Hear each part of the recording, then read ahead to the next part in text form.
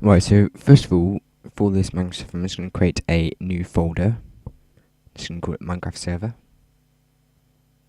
Double click it, and you see it's empty at the moment. So what you're going to do, you're going to have to navigate to the Minecraft.net. Now, can I spell it right? There you go, Minecraft.net. Then click on download it here. Then you can either download the exe, but I prefer using the .jar.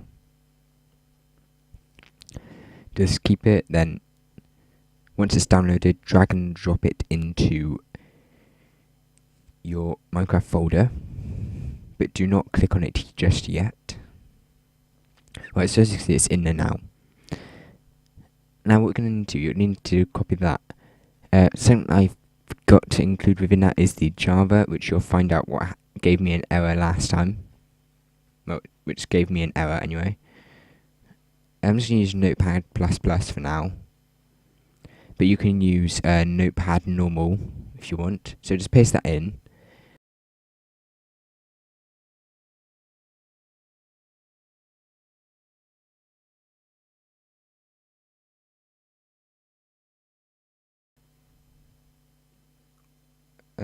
Just quickly check on that.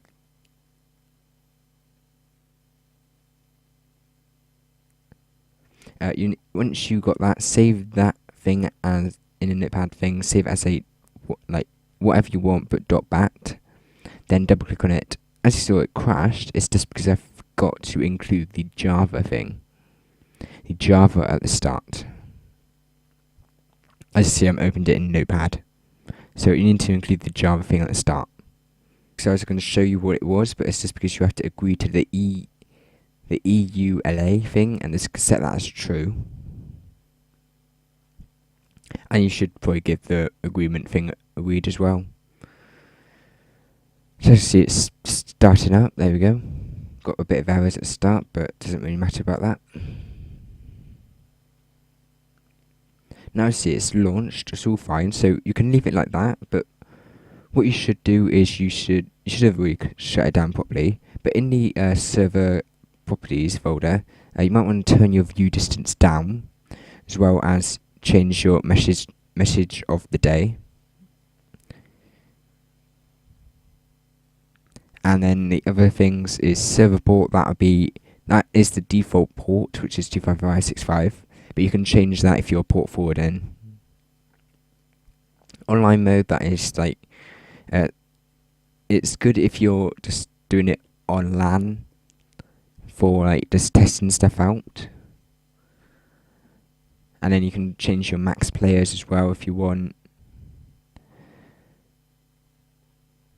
And command block fault, I'm just going to set that as true, since it might be good if you use them.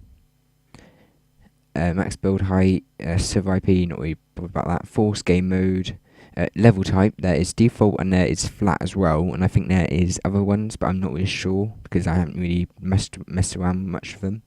The allow flight, that is just for if people are using the hack clients, they get kicked for flying. So false, they get kicked. True, they don't get kicked. Now, something I didn't realise when I launched this Minecraft, so you can connect to it right now, but what I didn't realise was that I was doing it in 1.7 at first. But then I just quickly realised, and I just needed to close it, but it already started up by the time while it was closing. So I just need to close that. I did close I don't know why I closed that. Oh, it's because I needed, I changed the maximum amount of RAM and stuff to the server. So at the moment it's 4 gigs now.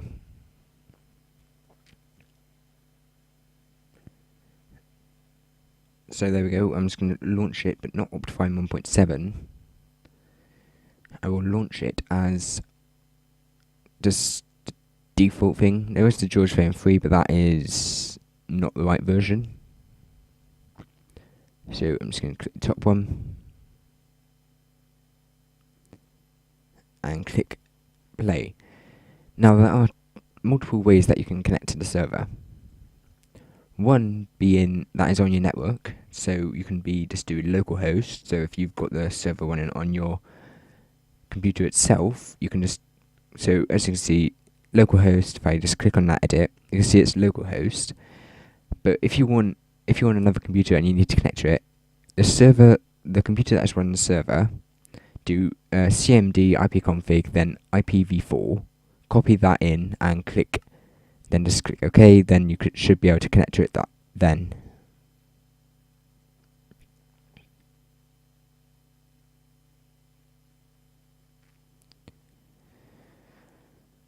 I was going to show you like a way me actually connecting from another computer, but didn't have one available at the time. As you see, you do not have permission, so in order to give yourself permission, you have to op yourself. So op PowerLAD, and there you go. I now have creative and all the other commands as well. If you want to see, there you go. I will put the server download link in the description, but I will set the EULA to false, so that's going to be the only thing that you have to change. As you see, you've got something you should know. If you've got the reason why the achievements were global, as you saw, PowerLAD has just earned achievement, is just because announced player achievements, if you set that to false, and then just save in server properties, save it, restart the server, so stop, reload, and then just reconnect to the server. That one, the top one, that is just since I've got it port forwarded. If you connect to your server that you just were on, and then if I just quickly go into survival, you'll be able to see that didn't realise that I didn't bucket. So if you destroy this, so this is just a proof thing. So achievement get the wood thing, and it didn't go global. So there you go. I hope you enjoyed this video. This was just a bit of a tutorial. If you wanna know anything more, or any questions, or if you want me to do any other things like modding, let me know and I'll be happy to do them. So till next time.